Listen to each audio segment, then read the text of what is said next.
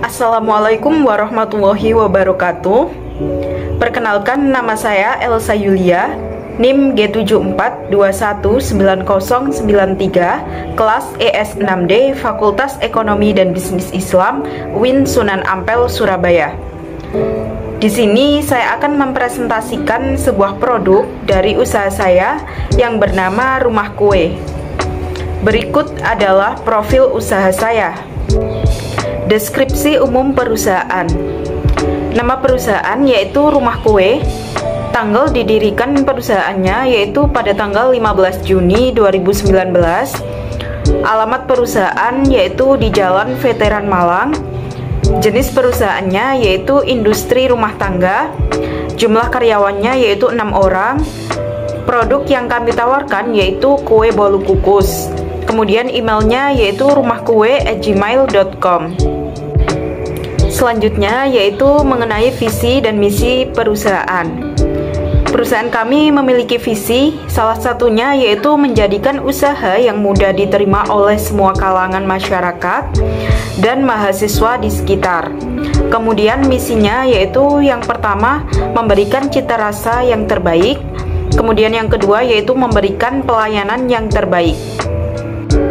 Kemudian ada tujuan bisnis, yaitu memperoleh keuntungan yang sebesar-besarnya untuk menambah pengalaman dan pengetahuan kewirausahaan dalam melakukan kegiatan usaha.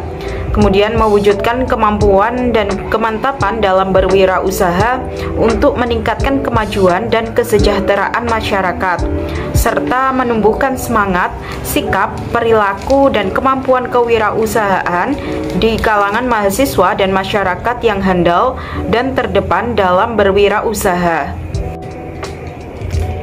Selanjutnya yaitu mengenai jenis usaha yang kami kelola. Jadi Rumah Kue ini bergerak di bidang makanan yaitu pembuatan roti dan kue. Saya memilih bisnis di bidang makanan karena bisnis ini disesuaikan dengan kebutuhan dan dengan keterampilan yang saya miliki, serta faktor pendukung yang memadai untuk mengembangkan bisnis ini. Selanjutnya yaitu mengenai jenis usaha yang direncanakan. Jadi saya akan mengembangkan bisnis yang saya rintis untuk mewujudkan impian saya, yaitu menjadi wirausahawan muda yang sukses. Strategi pasar dan pemasaran adalah kunci awal keberlangsungan bisnis saya ke depannya. Pelanggan adalah raja, oleh karena itu kepuasan pelanggan adalah yang utama. Karena tanpa pelanggan, bisnis ini belum tentu akan bertahan lama. Kemudian untuk proses produksi, yang pertama yaitu lapisi 20 kue bolu kukus dengan kertas roti, lalu masukkan ke dalam panci kukusan yang airnya sudah mendidih. Kemudian langkah yang kedua yaitu kocok telur, gula pasir, dan vanili hingga kental dan mengembang, lalu masukkan bergantian sekitar setengah bagian tepung terigu, setengah bagian air soda, begitu seterusnya hingga adonan habis. Kemudian aduk hingga rata, lalu ambil 5 sendok makan adonan, tambahkan coklat bubuk, kemudian aduk hingga rata. Kemudian langkah yang ketiga yaitu tuang adonan ke dalam loyang sampai habis. Lalu tambahkan kurang lebih 2 sendok teh adonan yang diberi coklat bubuk. Kemudian langkah yang terakhir yaitu tutup panci kukusan. Masak 20 menit dengan api besar tanpa membuka tutupnya.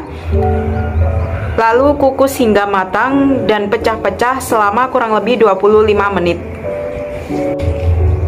Selanjutnya yaitu mengenai analisis SWOT. Yang pertama yaitu kekuatan.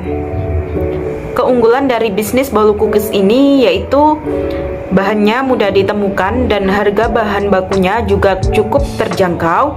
Kemudian banyak disukai oleh masyarakat luas. Kemudian terapkan harga yang disesuaikan dengan siswa. Kemudian juga ada vitamin yang baik untuk tubuh dan kesehatan. Yang kedua yaitu mengenai kelemahan. Kelemahan bisnis bolu kukus ini yaitu produk tidak tahan lama dan juga banyak pesaing mungkin menawarkan rasa yang lebih baik. Yang ketiga yaitu mengenai peluang. Peluang dari bisnis ini banyak orang yang menyukai kue bolu dan lokasinya juga strategis. Kemudian yang keempat yaitu mengenai ancaman. Ancaman yang pertama yaitu adanya produk sejenis, yang kedua yaitu perubahan selera konsumen berpengaruh besar terhadap pembelian produk, yang ketiga yaitu tidak mengetahui kelebihan yang dimiliki oleh pesaing. Selanjutnya yaitu strategi pemasaran. Di sini saya akan menjelaskan terkait segmentasi pasar, kemudian penargetan, dan juga positioning.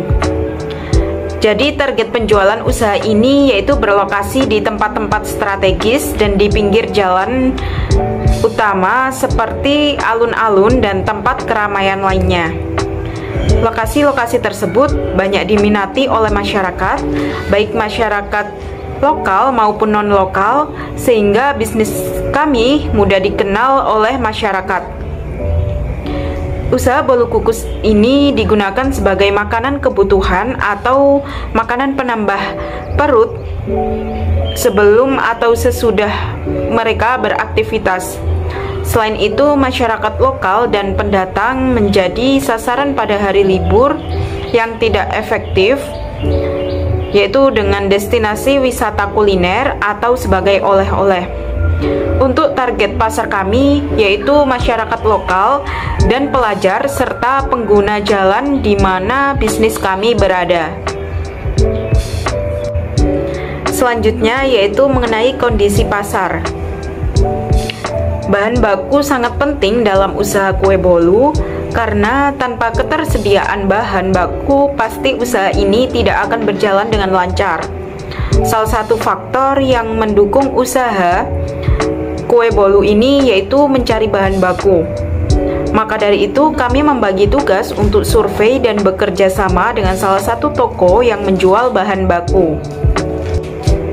Selanjutnya yaitu rencana pemasaran. Promosi ini merupakan promosi yang cukup sederhana dan tidak membutuhkan biaya yang banyak untuk melakukan promosi ini.